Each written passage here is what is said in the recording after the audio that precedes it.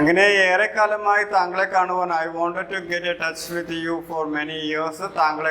താങ്കളുമായി ഒന്ന് ബന്ധപ്പെടുവാൻ, താങ്കളെ നേരിട്ട് കാണുവാൻ ഏറെക്കാലമായി ഞാൻ ആഗ്രഹിച്ചിരുന്നു എന്ന് പറഞ്ഞുകൊണ്ട് തുടരുകയും അദ്ദേഹത്തിൻ്റെ കാതുകളിൽ എന്തോ മന്ത്രിച്ചപ്പോൾ നമ്മുടെ എ ജെ ക്രോണിന് ഗതകാല സ്മരണയിലേക്ക് അയവിറക്കി 25 വർഷം മുമ്പുള്ള സംഭവം ഓർമ്മ വന്നു. അതുവരെയാണ് കഴിഞ്ഞ ക്ലാസ്സിൽ എടുക്കുന്നത്. I was a young doctor at the time and had just set up a practice in working class district of London. ലണ്ടനിലെ വർക്കിംഗ് ക്ലാസ് ഡിസ്ട്രിക്റ്റ് ജോലി ചെയ്യുന്ന ആൾക്കാരുടെ ഒരു നഗരമായ, ജോലിക്കാർ മാത്രമുള്ള ഒരു നഗരത്തിൽ ഒരു ഡോക്ടറായിട്ട് പ്രാക്ടീസ് ചെയ്യുന്ന സമയമായിരുന്നു. പ്രാക്ടീസ് തുടങ്ങിയതേ ഉള്ളൂ, 25 വർഷം മുന്നെയാണ് ഏജേക്കുള്ളത്. അങ്ങനെ അന്ന് on A foggy November night, ഒരു മഞ്ഞുള്ള നവംബർ മാസം രാത്രി, ടുവേഴ്സ് 1 o'clock, ഏകദേശം രാത്രി 1 മണിക്കടുത്ത്, I was awaked by a loud ബാങ്ങിങ് ഓൺ ദി ഡോർ. 1 മണിക്ക് വളരെ ഗാഠനിദ്രയിലായിരുന്നു എ ജെ ക്രോണിൻ. ഡോറിലുള്ള അതിശക്തമായ ഇടിയുണ്ട്. ഡോറിലിട്ട് അടിക്കുന്ന ശബ്ദം കേട്ട് അദ്ദേഹം ഉറക്കത്തിൽ നിന്നും ഉണർന്നു. Hurriedly I threw some clothes and went downstairs. Night ഡ്രസ്സൊക്കെ മാറ്റി, ഡ്രസ്സൊക്കെ ധരിച്ച് താഴേക്ക് ഇറങ്ങി വന്നു. അപ്സ്റ്റെയറിലാണ് അദ്ദേഹം കിടന്നു. താഴേക്ക് ഇറങ്ങി വന്നു, ഡോർ തുറന്നു. It was A sergeant of police. Door തുറന്നപ്പോൾ എ ജെ ക്രോൺ കാണുന്ന കാഴ്ച ഒരു പോലീസാണ് തൻ്റെ വീട്ടുമുറ്റത്ത് നിൽക്കുന്നത്. ഡ്രിപ്പിംഗ് ഹെൽമെറ്റ് ആൻഡ് ക്യാപ്പ്, ഹെൽമെറ്റൊക്കെ ഉണ്ട്. Muesli outlined on the door സ്റ്റെപ്പിൽ നിന്നുകൊണ്ട് അദ്ദേഹം പറയാണ്, A suicide case. He hauled me abruptly in the lodging around the corner. I had better comments. അദ്ദേഹം പിടിച്ചുകൊണ്ട് പറഞ്ഞു, ഒരു സൂയിസൈഡ് കേസാണ് ഡോക്ടർ, ഉടനെ തന്നെ വരണം. ഈ കോർണർ, ഇവിടെ നിന്ന് കഴിഞ്ഞ് ആ കോർണർ കഴിഞ്ഞ് അപ്പുറത്ത് തന്നെയാണ് കിടക്കുന്നത്. അപ്പോൾ തന്നെ എ ജെ ക്രോണും പോലീസും കൂടെ we walked in a short distance in silence. നിശബ്ദരായി രണ്ടുപേരും നടന്നു. Even our foot step muffled by the fog. അവിടെ നനഞ്ഞ അല്ലെങ്കിൽ മഞ്ഞുള്ള രാത്രി ആയതുകൊണ്ട് തന്നെ മഞ്ഞിൽ കാലിനെ വെക്കുന്ന ഒരു ചെറിയ ശബ്ദം, നനുത്ത ശബ്ദം മാത്രം കേൾക്കാമായിരുന്നു. And turning into the narrow entrance of the old building. അവരങ്ങനെ ചെന്ന് ഒരു പഴയ കെട്ടിടത്തിൻ്റെ ഇടുങ്ങിയ വഴിയിലൂടെ പഴയ കെട്ടിടത്തിലേക്ക് പോയി. As we mounted the cracking staircase എല്ലാം തന്നെ ഇടിഞ്ഞു പൊളിഞ്ഞിരിക്കുകയാണ്. ക്രാക്കിംഗ് സ്റ്റെയർകേസിൻ്റെ മുകളിലെത്തിയപ്പോൾ my nostrils were stung by the stick seat outdoor of eliminating gas.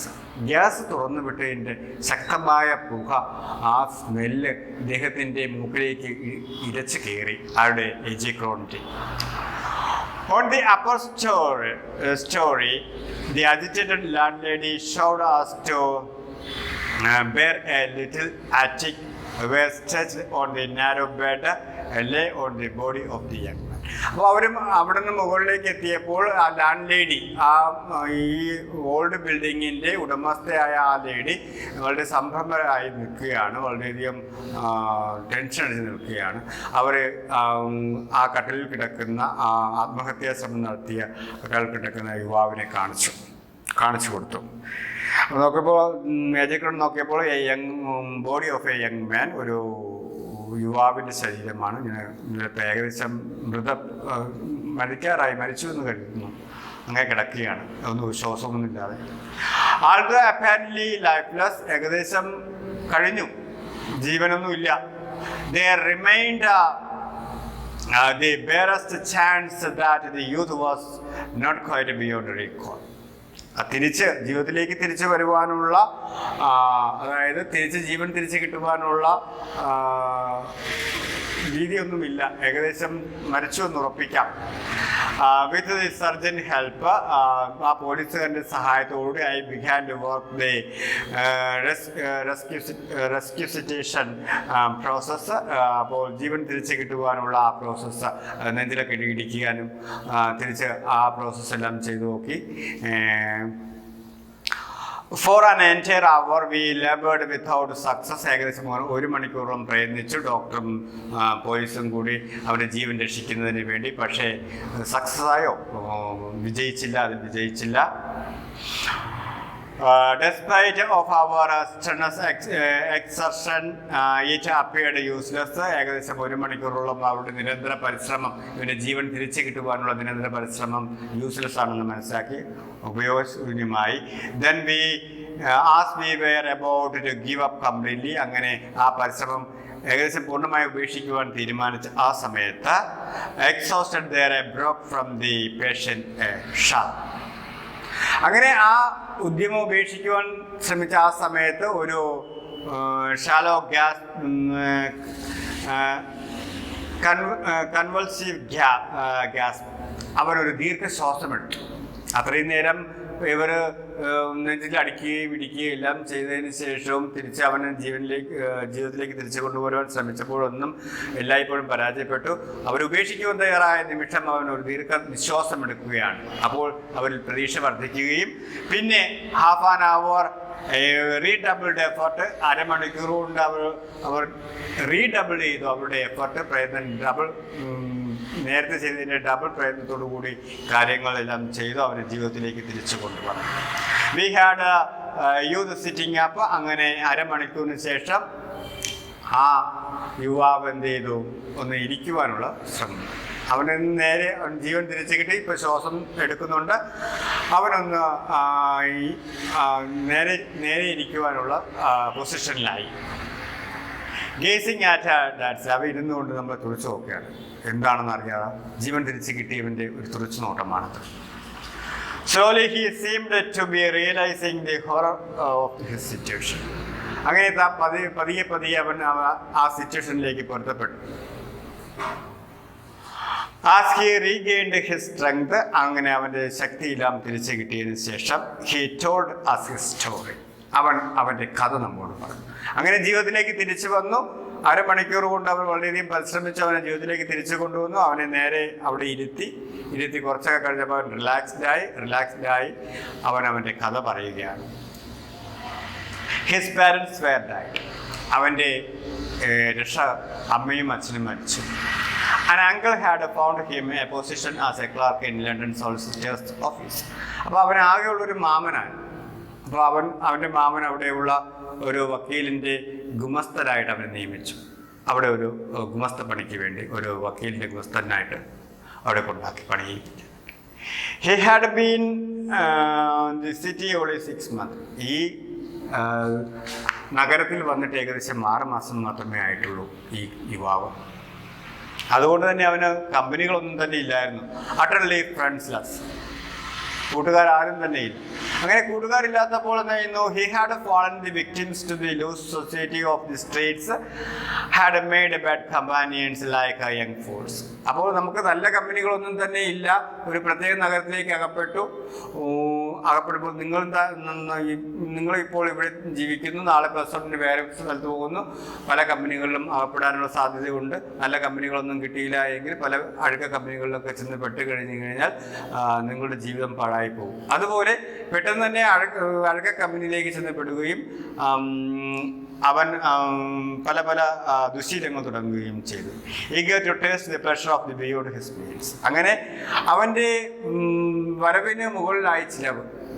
അപ്പോൾ അവിടുത്തെ എല്ലാ ആസ്വാദനങ്ങളും എല്ലാ സുഖങ്ങളും ആ നഗരത്തിലെ എല്ലാ സുഖങ്ങളും ആസ്വദിക്കുവാൻ തീരുമാനിച്ചു. പക്ഷേ അവൻ്റെ വരവ് വളരെ കുറവും ചിലവ് കൂടുതലുമായി.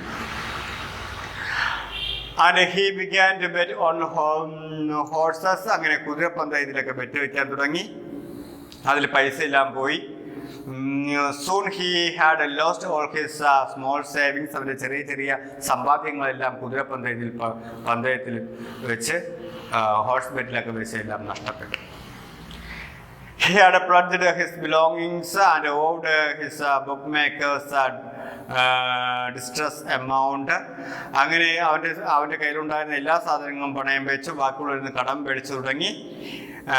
In an effort to recoup, he had taken the sum of money from his office and final game. അപ്പോൾ ഗ്യാമ്പിളിംഗ് ആണ്, ചൂതാട്ടമാണ്. ഈ ചൂതാട്ടത്തിൽ ഓരോ ചൂതാട്ടങ്ങൾ വെക്കുമ്പോൾ പൈസ പോകുന്നുണ്ട്. അങ്ങനെ ഒരു ഏറ്റവും ഈ പോയ പൈസയെല്ലാം തിരിച്ചു പിടിക്കാനായിട്ട് അവൻ്റെ ഓഫീസ് സേഫിൽ നിന്നും കുറച്ച് പൈസ മോഷ്ടിച്ച് ആ ഗ്യാമ്പിളിംഗ് കൊണ്ടുവച്ചു. അപ്പോൾ അതെല്ലാം തിരിച്ച് പിടിച്ച് ഇതെല്ലാം തിരിച്ച് എല്ലാവർക്കും കടവുമെല്ലാം കൊടുത്ത് സേഫ് ആവാമെന്ന് വിചാരിച്ച് അവസാന ഗ്യാമ്പിളിങ്ങിന് ഇറങ്ങി. That was assured was certain and veil. അപ്പോൾ ആ പൈസയിൽ പോയി. അപ്പോൾ ഓഫീസ് സേഫിൽ നിന്നും മോഷ്ടിച്ച് പൈസ കൊണ്ട് ഗ്യാമ്പിളിങ്ങിന് വെച്ചു. ആ പൈസയും നഷ്ടപ്പെട്ടു, സർവവും നഷ്ടപ്പെട്ടു. കടക്കാരനായി മോഷ്ടാവുമായ ആ മനോവിഷമത്തിൽ ആത്മഹത്യാ ശ്രമം നടത്തിയതാണ് ഈ യുവാവ്. But this last resort had failed. അപ്പോൾ അവസാനം അവൻ്റെ പിടിവള്ളിയും നഷ്ടപ്പെട്ടു. അവസാനം മോഷ്ടാവുമായി ഓഫീസ് സേഫിൽ നിന്നും പൈസ മോഷ്ടിച്ച് അവിടെ ഗ്യാമ്പിളിംഗ് ചെയ്ത് ആ പൈസയെല്ലാം തിരിച്ചു പിടിച്ച് ഓഫീസ് സേഫിലും വയ്ക്കും. ബാക്കിയുള്ളവർക്കെല്ലാം കടമെല്ലാം സെറ്റിൽ ചെയ്യാമെന്ന് വിചാരിച്ച് അവൻ്റെ ആ വ്യാമോഹവും നഷ്ടപ്പെട്ടു. എല്ലാ പ്രതീക്ഷകളും അസ്തമിച്ചു. അപ്പോൾ ടെറിഫൈഡ് ഓഫ് ദി പ്രോസിക്യൂഷൻ.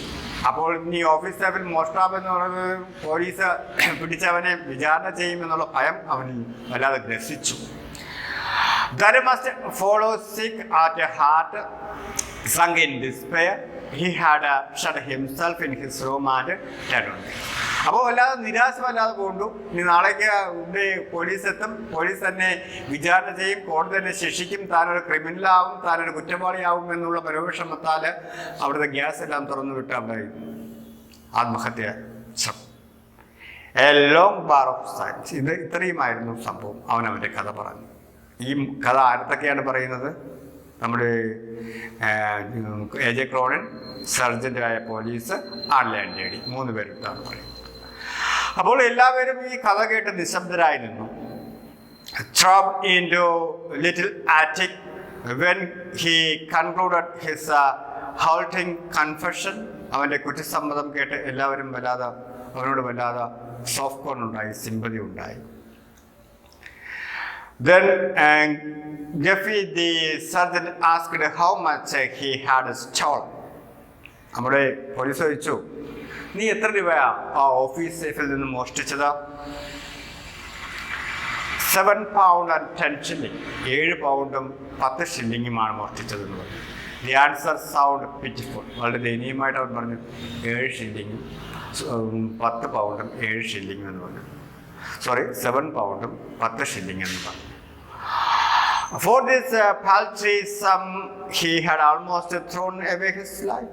ഈ ഒരു പാൽട്രി മീൻസ് ഈ സ്മോൾ എമൗണ്ട്, ഈ ഒരു ചെറിയ പൈസയ്ക്ക് വേണ്ടിയാണോ നീ നിന്റെ ജീവിതം തന്നെ അവസാനിപ്പിക്കുവാൻ ശ്രമിച്ചത്? There was a pause. ഇത്രയും പറഞ്ഞുകൊണ്ട് എല്ലാവരും നിശബ്ദരായി നിൽക്കുകയാണ്. 3 of us, നമ്മൾ 3 പേരും. ആരൊക്കെയാണ് നമ്മൾ 3 പേര്? Sergeant, doctor AJ Cronin, land lady. Sergeant, the landlady at me, as the whole witness of the near tragedy, had the same unspoken thought of our mind. We decided to give the young man a fresh start. അപ്പോൾ അവരെ ജീവിതത്തിലേക്ക് തിരിച്ചു കൊണ്ടുവരുന്നതിനാണ്, അവനൊരു പുതിയ തുടക്കം കൊടുക്കുവാൻ നമ്മൾ തീരുമാനിച്ചു. നമ്മൾ 3 പേരും. The sergeant, at the considerable risk of his job, resolved to make no report about the case. അപ്പോൾ പോലീസ് പറഞ്ഞു, ഈ ആത്മഹത്യാ ശ്രമവും ഈ ഓഫീസ് സേഫിൽ നിന്ന് പൈസ മോഷ്ടിച്ചതും ഞാൻ റിപ്പോർട്ട് ചെയ്യുന്നില്ല എന്ന് തീരുമാനിച്ചു. So that no court proceedings would result. അതുകൊണ്ട് തന്നെ കോടതി വ്യവഹാരങ്ങളോ കോടതി ശിക്ഷയോ ഒന്നും തന്നെ ഇവനുണ്ടാവത്തില്ല. The landlady offered a month free board until he should get his feet again. അപ്പോൾ ആ ലാൻഡ് പറഞ്ഞവൻ 1 മാസം ഇവിടേക്ക് ഫ്രീ ആയിട്ട് താമസിച്ചോളൂ, വാടകയൊന്നും വേണ്ട, അവൻ സ്വന്തം കാലിൽ നിൽക്കുന്നവരെ, പൈസയൊക്കെ സമ്പാദിക്കുന്നവരെ ഇവിടെ നിൽക്കട്ടെ, പൈസ അവൻ്റെ വാടക മേടിക്കുന്നില്ല. While I making perhaps the least contribution, ഞാനാണ് ഏറ്റവും ചെറിയ കോൺട്രിബ്യൂഷൻ ചെയ്തത് ആര് AJ ക്രോണിനാണ്. Come forward with £7 and 10 shilling for him to put back in the office safe. Office സേഫിലേക്ക് തിരിച്ചു വെക്കുവാൻ വേണ്ടിയുള്ള £7 10 shillingും ആര് കൊടുത്തു? നമ്മുടെ AJ Cron. The ship moved through the still darkness of the night. There was no need of speech. അപ്പോൾ ship ഇങ്ങനെ മൂവ് ചെയ്യുകയാണ്, രാത്രിയായി. ഇപ്പോൾ പരസ്പരം സംസാരിക്കേണ്ട ആവശ്യമില്ല, പരസ്പരം രണ്ടുപേർക്കും അറിയാം. With a tender gesture, Mr. S had taken her husband's hand and we sat inside. അപ്പോൾ ഇത്രയും കഥ പറഞ്ഞു തന്നപ്പോൾ നമ്മുടെ മിസ്സിസ് കയ്യിൽ മിസ്റ്റർ എസിന്റെ കയ്യിൽ പിടിച്ച് ഞാനുണ്ട് കൂടെ എന്നൊരു ആശ്വാസവാക്കുവാണ്. I could but reflect that it was the best investment I had made in my life. AJ ക്രോണിന് തിരിച്ചറിവുണ്ടായി, ഞാൻ എൻ്റെ ജീവിതത്തിൽ ഇതുവരെ ചെയ്ത ഏറ്റവും വലിയ ഇൻവെസ്റ്റ്മെൻ്റ് ആണ് ജോൺസ് എന്ന് പറയുന്നത്. അന്ന് അദ്ദേഹം കൊടുത്ത ഒരു £7 10 shillingുമാണ് ഇദ്ദേഹത്തിൻ്റെ ജീവിതത്തെ മാറ്റിമറിച്ചത്. അന്ന് അങ്ങനെ സഹായിച്ചില്ലായിരുന്നു എങ്കിൽ ഇദ്ദേഹം ഒരു ക്രിമിനലാവുമായിരുന്നു, അല്ലെങ്കിൽ മറ്റേതെങ്കിലും ഭാഗത്തിലൂടെ ജീവിതം നശിച്ചു പോയനെ. അന്ന് ഇദ്ദേഹം ഇവർ കൊടുത്ത ആ വഴിയിലൂടെ സഞ്ചരിച്ചത് കൊണ്ടാണ് ഇന്ന് ഇദ്ദേഹം ജോൺസ് ഒരു വലിയ നിലയിൽ എത്തിച്ചേർന്നത് എന്ന് പറഞ്ഞു. ഇതുവരെയും ഞാൻ ചെയ്ത ഇൻവെസ്റ്റ്മെൻറ്റിലെ ഏറ്റവും മികച്ച ഇൻവെസ്റ്റ്മെൻ്റ് ആണ് ഈ £7 10 shillingും എന്ന് തിരിച്ചറിവാർക്കുണ്ടായി നമ്മുടെ AJ ക്രോണിനുണ്ട്. It had paid me no dividends in worldly goods, but had turned out to be immensely profitable. It stood out against all the bad investment I had made throughout the years, those foolish speculations of material gain, producing only anxiety, disappointment and frustration. അപ്പോൾ ഇദ്ദേഹം അല്ലാതെ ബാങ്കിലിടുന്നതും share മാർക്കറ്റിലെല്ലാം തന്നെ പൈസ ഇടുന്നതെല്ലാം തന്നെ അദ്ദേഹത്തിന് ഉത്കണ്ഠയും നിരാശയും മാത്രമേ സമ്പാദിച്ചു തന്നിട്ടുള്ളൂ ഇതുവരെയും ജീവിതത്തിൽ.